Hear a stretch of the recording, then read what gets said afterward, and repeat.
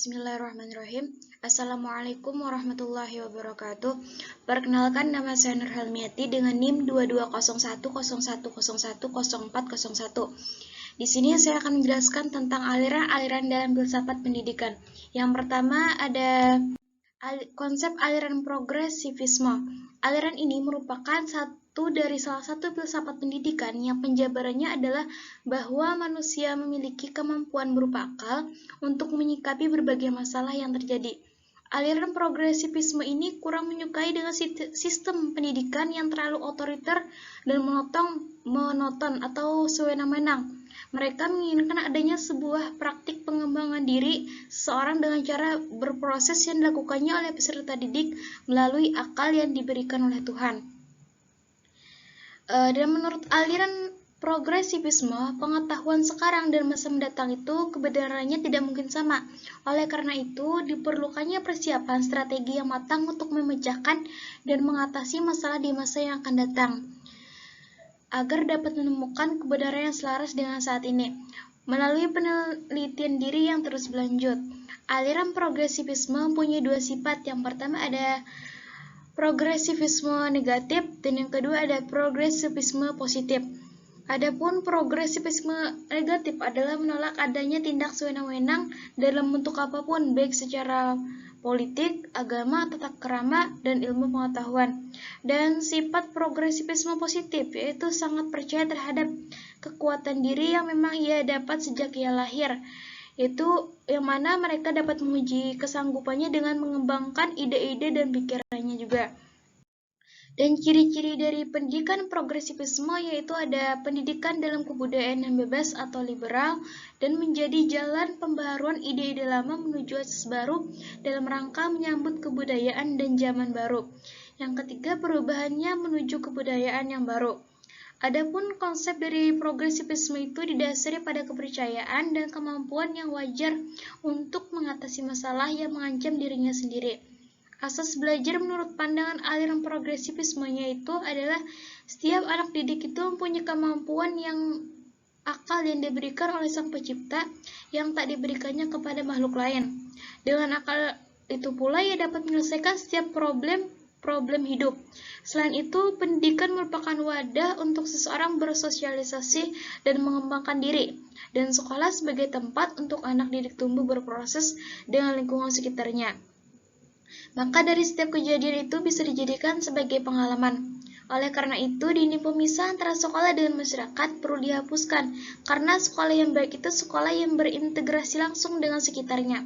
Sedangkan menurut Johann Lotsky, bahwa sekolah hendaklah ditujukan untuk kepentingan pendidikan anak. Dan pendidikan anak pun menurut sudut pandang anak itu sendiri, bukan melalui sudut pandang orang dewasa. Karena anak bukan miniatur orang dewasa, tapi anak dengan dunianya sendiri. Dari beberapa pendapat tersebut dapat disimpulkan bahwa sekolah merupakan sebagai tempat lingkungan pendidikan yang mana sebagai wadah bagi pengembangan diri. Potensi baik itu bakat, minat, dan kemampuan lain yang berkembang secara maksimal. Dan ada juga yang kedua, konsep pendidikan esensialisme. Aliran esensialisme ini berdasarkan pada nilai-nilai kebudayaan yang memang sudah ada sejak zaman nenek moyang dahulu. Menurut esensialisme, pendidikan itu harus jelas dan memiliki nilai dalam tatanan yang jelas juga. Aliran esensialisme ini sudah muncul dengan sebagian cara pikir yang modern. Susunan konsep dari aliran ini pula tersusun secara sistematis mengenai alam semesta dan manusia, memenuhi tuntutan pada zaman. Alam dan dunia fisik menjadi objek pengalaman utama dalam menghasilkan penginderaan dan persepsi-persepsi yang tidak hanya bersifat mental, karena jiwa diumpamakan sebagai cermin yang menerima gambaran-gambaran dari dunia fisik, serta anggapan dari kenyataan itu tidak hanya diambil dari penyebelah saja, tapi dari keduanya, yaitu pencampuran antara subjek dan juga objek. Dari gabungan dua aliran filsafat yaitu idealisme dan realisme, ini maka terbentuklah corak esensialisme sebagai filsafat hidup. Idealisme memulai penelitian tentang seseorang dengan berpandangan aku atau diri sendiri, karena pada tahap awal pemahaman adalah memahami tentang diri sendiri, terus bergerak maju agar dapat memahami dunia yang objektif. atau kelihatannya nyata ini. Menurut pandangan Immanuel Kant, segala pengetahuan yang didapatkan oleh seseorang melalui indranya memerlukan unsur yang seseorang itu dapat berpikir dan memiliki pendapatnya sendiri tentang segala sesuatu sebelum seseorang itu mendapatkan pengalaman. Budi seorang terbentuk dan lahir dari ruang dan waktu. Dengan itu, aliran-aliran realisme mencerminkan dua jenis ketetapan, mutlak dan ketetapan terbatas. Determinisme atau ketetapan mutlak yaitu sistem belajar yang tanpa adanya sebuah halangan dan harus ada guna membentuk dunia. Dan adapun ketetapan terbatas yaitu suatu gambaran dari kurangnya sifat pasif tentang belajar. Meskipun perlu adanya sebuah pengenalan terhadap sesuatu, namun tidak dimungkinkan seseorang sudah menguasainya. Oleh karena itu, perlu adanya sebuah pengawasan. Menurut pendapat Bogoslowski, supaya kurikulum dapat terhindar dari tercampur adanya yang satu dengan kurikulum yang lain, maka kurikulum ini dapat diumpamakan sebagai rumah yang mempunyai 4 bagian. Yang pertama ada universum, yang artinya pengetahuan adalah latar belakang dari sebuah kekuatan yang merupakan wujud dari hidup manusia. Dasar dari pengetahuan dalam ilmu pengetahuan adalah alam dan kodrat yang diperluas. Yang kedua ada sivilisasi, sebuah karya yang dihasilkan manusia karena hidup berdampingan di masyarakat.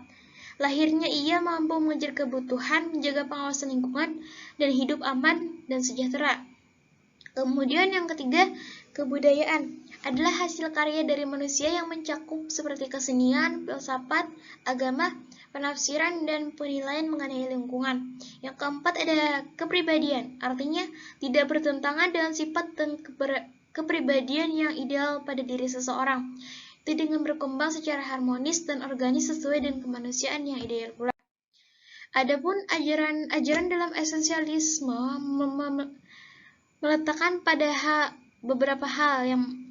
Yang pertama ada artinya berkaitan dengan hal-hal mendasar yang memang seharusnya manusia tahu dan sadar akan hakikat yang sebenarnya dari dunia yang mereka tinggal ini. Yang kedua, menekankan pada data fakta dengan kurikulum yang kelihatannya vokasional. Yang ketiga, konsentrasi studi pada materi-materi dasar tradisional. Yang keempat, ada pola orientasinya bergerak dari skill yang bersifat semakin kompleks. Yang kelima adalah perhatian pada pendidikan yang bersifat menarik dan efisien. Yang keenam, yakin pada nilai pengetahuan untuk kepentingan pengetahuan itu sendiri. Yang ketujuh, ada disiplin mental diperlukan untuk mengkaji informasi mendasar tentang dunia yang didiami serta tertarik terhadap progresivisme. Yang ketiga, ada konsep aliran perennialisme, yang mana aliran perennialisme yang bila kita artikan adalah kekal, abadi, atau selalu. Perennialisme ini mempunyai pandangan bahwa pendidikanlah tempat kembali atau berproses kembali kepada kebudayaan yang lampau, agar dapat menghadapi kenyataan dari kebudayaan zaman sekarang. Perennialis membentuk prinsip yang sedemikian rupa agar dapat membentuk sikap dan kepribadian manusia. Demikian dipilihnya prinsip itu karena melihat dari keadaan zaman modern yang nyata dan kondisi pilihan itu. Pandangan dalam aliran perennialisme yaitu ada pandangan ontologi perennialisme, yaitu cara membedakan suatu kenyataan dalam aspek perwujudannya dan terdiri atas pengertian baik itu benda individual, esensi, dan substansi. Dan ada juga pandangan epistemologi perennialisme, yaitu segala sesuatu yang merupakan sebuah kenyataan dan terlindung dari kepercayaan. Dalam esensialisme, ilmu pengetahuan merupakan filsafat tertinggi, karena dengan ilmu seseorang dapat berpikir secara induktif, dan dengan berpikir pula maka lahirlah sebuah kebenaran. Dan yang terakhir ada pandangan aksiologi perennialisme. Dalam pandangan aksiologi perennialisme ini nilai masuk berdasarkan pada dasar-dasar supranatural. Adapun pola dasar pendidikan perennialisme yaitu kebenaran yang bersifat menyeluruh dan tidak tergantung pada apapun. Dan juga sebuah pendidikan yang baik yaitu yang melibatkan pada pencarian sebuah pemahaman dan kebenaran dapat ditemukan dalam karya-karya yang agung. Dan pandangan perennialisme mengenai belajar, yaitu menurut perennialisme, teori dalam belajar memerlukan kedisiplinan mental sebagai pembinaan berpikir dan latihan. Adapun teori dalam belajar menurut perennialisme yaitu mental disiplin sebagai teori dasar, rasionalitas dan asas kemerdekaan, learning to reason, belajar untuk berpikir, belajar sebagai persiapan hidup, dan learning through teaching. Adapun pandangan perennialisme mengenai kurikulum, ada 3 substansi mengenai pendidikan, yaitu pendidikan harus mengangkat pencarian kebenaran manusia yang berlangsung secara terus-menerus. Dan karena pikiran adalah bersifat intelektual dan memfokuskan pada gagasan, pendidikan juga harus memfokuskan pada gagasan juga. Dan kurikulum bersifat pada mata pelajaran. Dan pandangan perennialisme mengenai tujuan dari pendidikan. Tujuan dari pendidikan menurut pemikiran perennialis yaitu memastikan bahwa peserta didik ini mampu memperoleh suatu gagasan yang tidak berubah. Filsafat perennialis memaksudkan pada kemampuan berpikir rasional manusia. Bagi Aristoteles, tujuan pendidikan yaitu adanya sebuah kebahagiaan.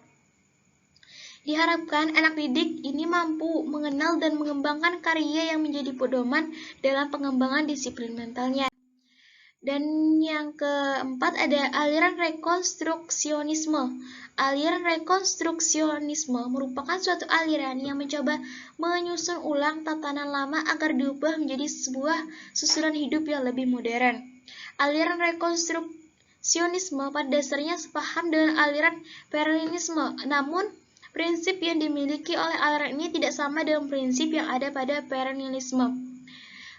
Meskipun keduanya punya tujuan yang berbeda, namun dalam pemecahan masalah yang dilakukan, aliran rekonstruksionisme punya tujuan untuk mencapai kesepakatan antara sesama manusia agar terbentuknya suatu tatanan pendidikan yang baru.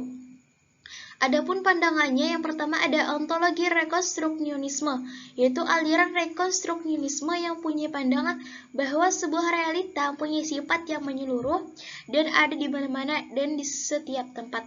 Aliran ini mengandung 2 macam hakikat sebagai sumber, yaitu sumber rohani dan juga sumber materi. Yang kedua ada pandangan epistemologi rekonstruksionisme, yang mana aliran ini berpegang pada aliran pragmatisme atau progresivisme dan aliran perennialisme agar dapat memahami kenyataan suatu asas. Yang ketiga ada pandangan aksiologi rekonstruksionisme, yang mana setiap proses yang dilakukan diperlukannya sebuah nilai yang merupakan kecenderungan manusia dalam berpikir. Dan juga pandangan rekonstruksionisme dan penerapannya di bidang pendidikan, yaitu pandangan aliran rekonstruksionisme terhadap pendidikan dengan mengetahui pengertian dari filsafat terlebih dahulu, karena filsafat merupakan induk dari segala ilmu. Menurut kepercayaan aliran rekonstruksionisme, tugas penyelamatan dunia merupakan tugas semua umat manusia. Oleh karena itu, perlunya bimbingan kembali terhadap daya intelektual dan spiritual yang sehat dan norma yang benar demi generasi penerus bangsa. Lalu aliran ini mempunyai persepsi bahwa masa depan suatu bangsa merupakan suatu dunia yang diatur di pemerintah oleh rakyat secara demokratis dan bukan dunia yang dikuasai oleh golongan tertentu saja. Dan teori pendidikan rekonstruksionisme yaitu adalah yang pertama ada tujuannya pendidikannya dulu, yaitu untuk membangkitkan kesadaran tiap anak didik tentang masalah yang ada di sekitarnya, dan sekolah menjadi lembaga utama dalam melakukan perubahan sosial, ekonomi, dan politik di masyarakat. Yang kedua ada metode pendidikannya, yaitu menganalisis kerusakan yang terjadi di masyarakat, kebutuhan sosial untuk perbaikan.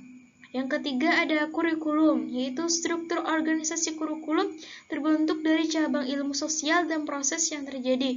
Yang keempat harusnya ada pelajar, yaitu siswa merupakan generasi penerus yang akan menjadi membangun masa depan kelak. Yang kelima adanya seorang pengajar juga, yaitu guru, harus membantu dan terampil dalam menghadapi anak didik, serta menumbuhkan cara berpikir baru dan berbeda pula. Mungkin itu saja yang dapat saya sampaikan, kurang dan lebihnya mohon dimaafkan. Wassalamualaikum warahmatullahi wabarakatuh.